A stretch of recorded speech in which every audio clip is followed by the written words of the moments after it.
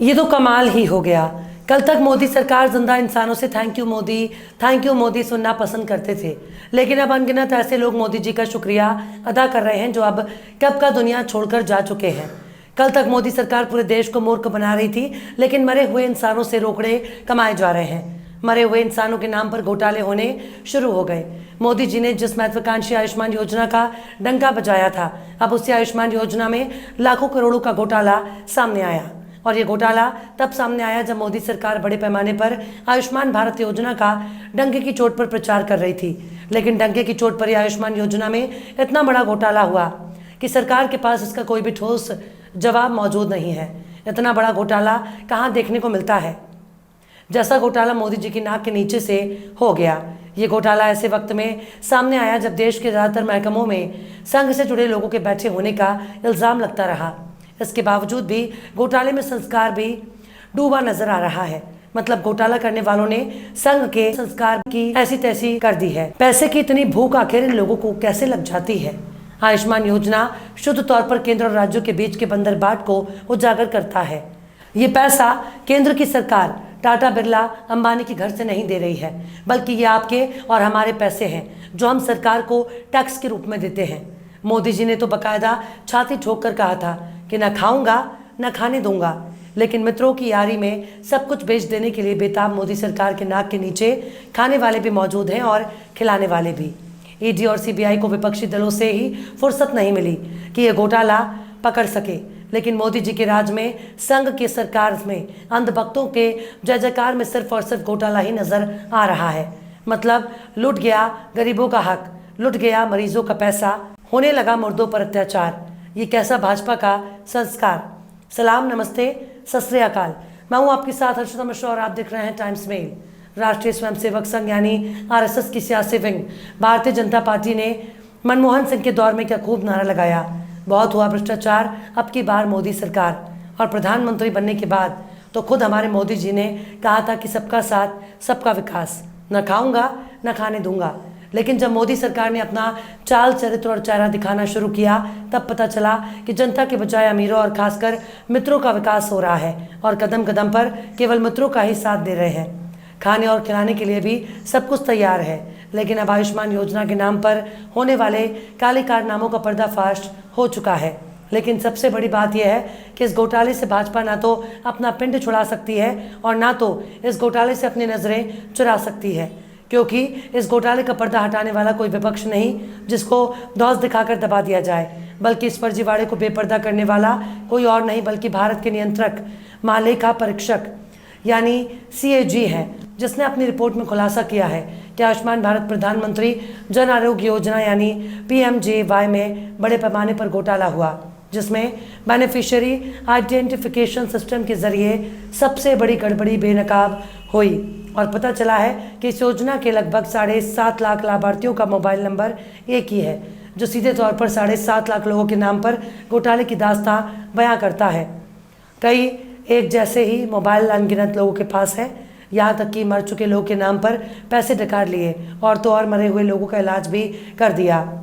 यहाँ तक कि एक ही मरीज एक ही वक्त में कई अस्पतालों में भर्ती भी हो जाता है, उसके नाम पर जमकर रोकड़े वसूले जाते हैं। और ये सब कुछ होता रहा हमारे प्रधानमंत्री की नाक के नीचे, ये सब कुछ होता रहा स्वास्थ्य मंत्री की नाक के नीचे, ये सब कुछ होता रहा भाजपाई सरकारों के जानकारी में, और भाजपा के चाल चरित्र और चेहरे का पलीता लगता रहा।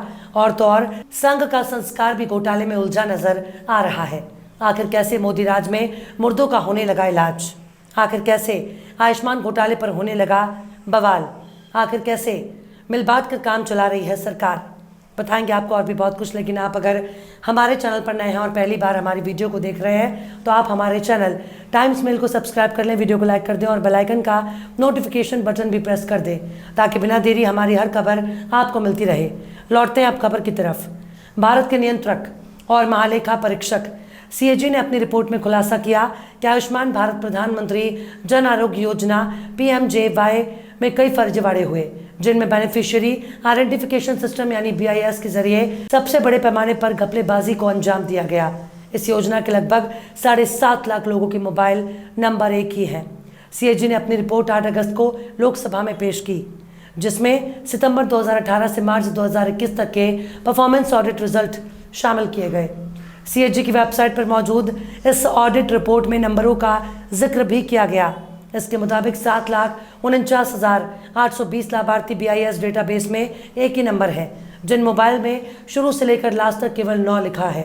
मोबाइल में नजर आने वाले 10 के 10 डिजिट में केवल 9 लिखे गए हैं। इसके अलावा 1,39,000 लोगों के नंबर 88 है। 96,046 लोगों के मोबाइल नंबर में पहला अंक 9 है और बाकी के सारे अंक 0 है। सीएजी की रिपोर्ट में यह भी पता चला कि 43,197 घरों में परिवार का आकार 11 से 201 सदस्यों तक का था।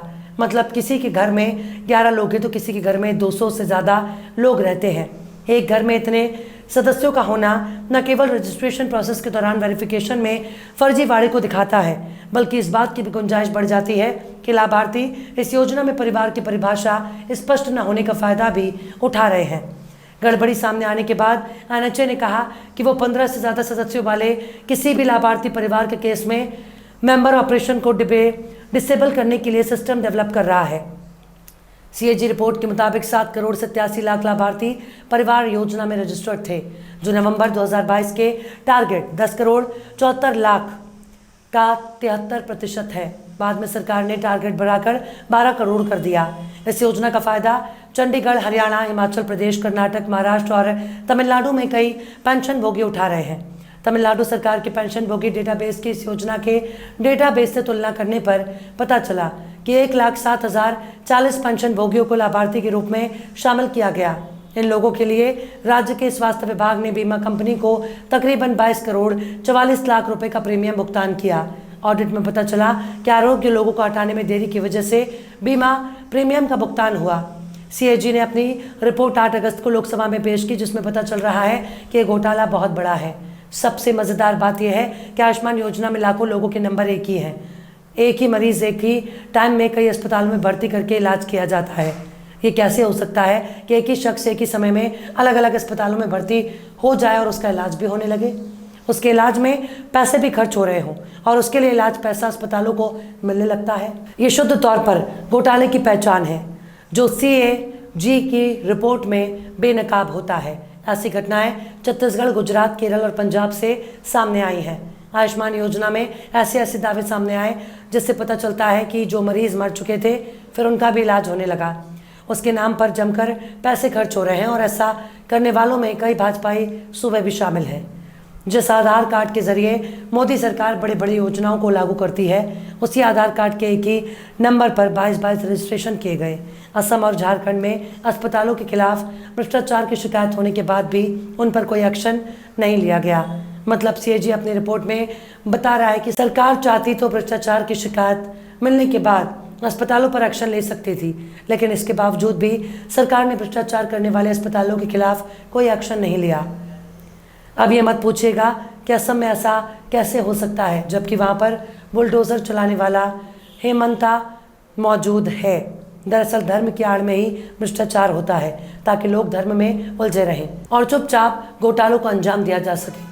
असम में धर्म के नाम पर जो खेल हो रहा है वो दरअसल तमाम भ्रष्टाचार और उनके कारनामों को छुपाने के लिए हो रहा है, ताकि लोगों का ध्यान धर्म में लगा रहे और धर्म की आड़ में बड़े बड़े घोटालों को अंजाम दे दिया जाए। लेकिन ये तो कुछ भी नहीं।